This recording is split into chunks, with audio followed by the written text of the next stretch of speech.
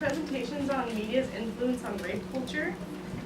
Our learning outcomes are that students will examine different forms of communication within the media, and students will show the way mass media uses language and image to inform, persuade, or entertain. Our topic of study is arts and entertainment.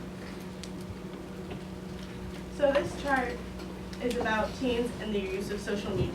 As you can see, you have your Facebook, Instagram, Snapchat, Vine, Tumblr, along with the different ones that you don't usually see. One that isn't shown in either are the don't use any aspects, which is pretty much saying that most teenagers can be found on a specific social media website.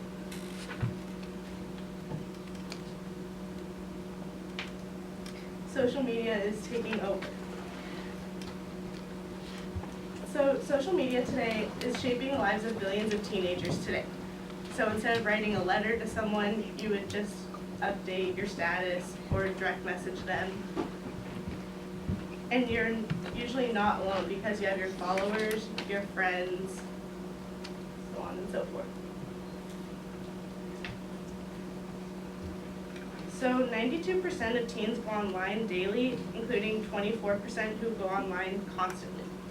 That would be like the people who in classes are just constantly on their phones and aren't really paying attention to anything that's saying. There's a quote from CNN Online that states, "Far more stories are actually broken by traditional media and then spread by Twitter than the other way around.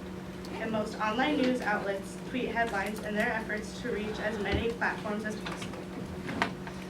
So this tweet right here can be highly offensive.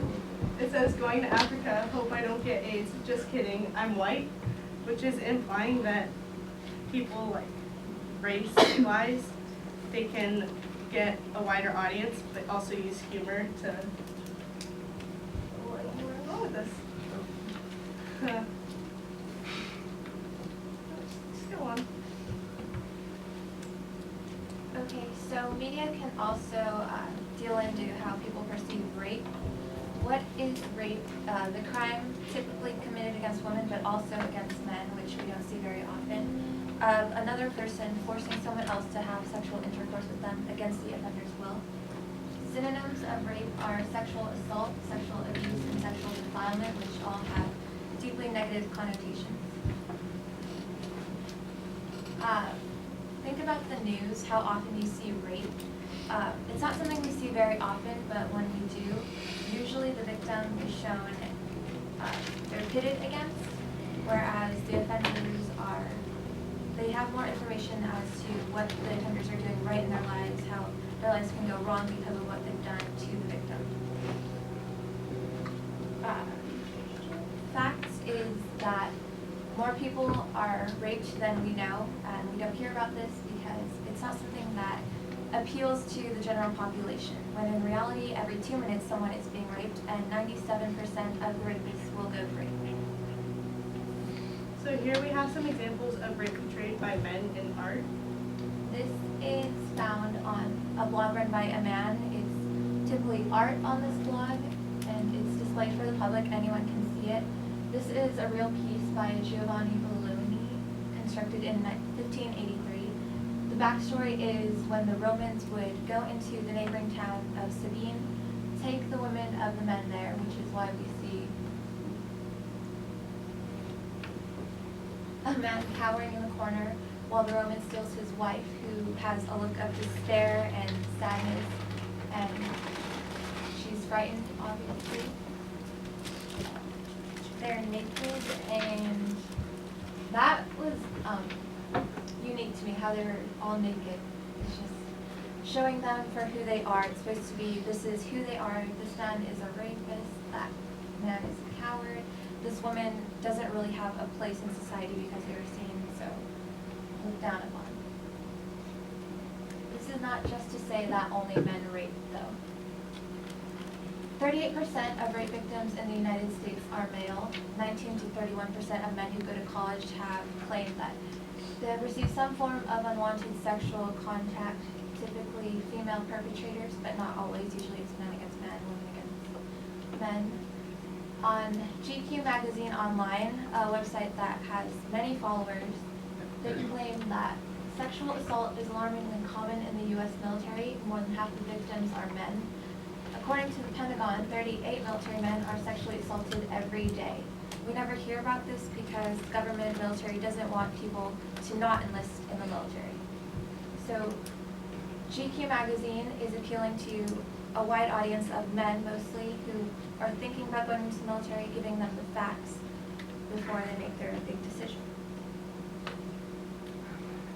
From a University of North Dakota, professors and students conducted a study. They asked 73 random men whether or not they would have intercourse with a woman forcefully if they knew they wouldn't get caught. Of those 73 men, 31% said they would. Now, when the same question was asked to another group of 73 men, if they would rape a woman knowing they would not get caught, only 13% said that they would.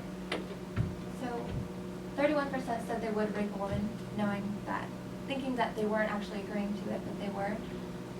And that shows that the language used and the way we talk about certain situations can have an effect to how different people perceive that situation. This email was taken from a fraternity also in North Dakota between two frat brothers. And the type of language they use is degrading to the woman. It's hateful and gender biased, and they did not get in trouble for this. The dean said that he basically told the students accusing them, how can we blame someone, how can we punish someone for being a jerk?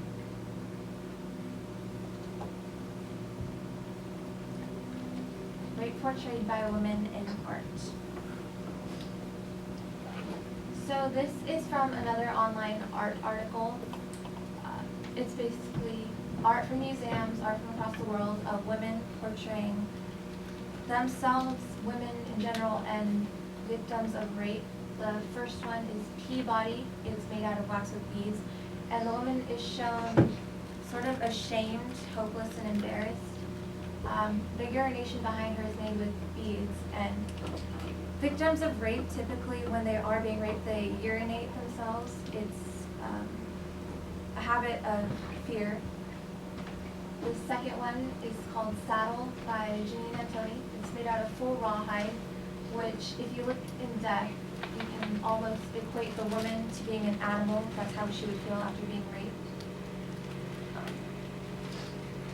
And in this one, she's trying to run away almost from the fact that she was raped, trying to run away from the man who raped her. We have 1 out of 33 American men have been the victim of an attempted or completed rape in his lifetime. 96% of juvenile sexual assault victims know they're attacked when people our age and younger. 1 out of 6 American women have been the victim of an attempted or completed rape in her lifetime. That number goes up to 1 in 4 when you consider the entire world and all women in it. And on online articles, there's RAIN, the rape, abuse, incest, national network. It's available to the public. Anyone can see it. You go to see victims' viewpoints after being raped, rapists' viewpoints of what they were thinking while they were raping their victims, and the facts behind it, as in what happens to the victim after the rape, how they cope. This is a quote, segment of a poem written by a girl. She was 14 when she wrote it, 10 years of age when she was raped by her best friend. It says, the pain entering was like ripping knives, like getting cut by a blade. When it heals, it still leaves a scar. The pain torched on me was inhumane, made by a soulless creature. But there I still lay, wilting, crying, still begging for the help that never came. In this, the victim uses the words ripping knives, which provokes imagery. We can see that what her best friend did to her was invoking strong pain. It still leaves a scar. The pain torched, you get the image of flames and fire, burning pain. Inhumane and soulless creature to refer to her friend, who she sort of connotates as a monster. And then wilting, like a dead flower almost, you can feel her falling apart piece by piece. So this is rape portrayed in media. incident in Steubenville, Ohio, where a couple boys on a football team raped a girl, and hardly anyone believed her. They were blaming her. CNN said that the boys were promising students rather than saying that they were rapists. ABC News made excuses for them. NBC said that they had promising football careers, so basically they're building them up rather than breaking them down for what they did to the girl. And this is a Budweiser ad that came in a few months ago. It was very,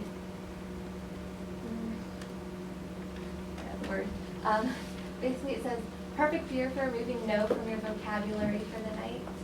It has a hashtag on the side for up for anything, so that appeals to people buying the products that have Twitters, that have online accounts, to keep spreading the word that if you drink beer, you're up for anything. Anything you do doesn't really count because you're under the influence.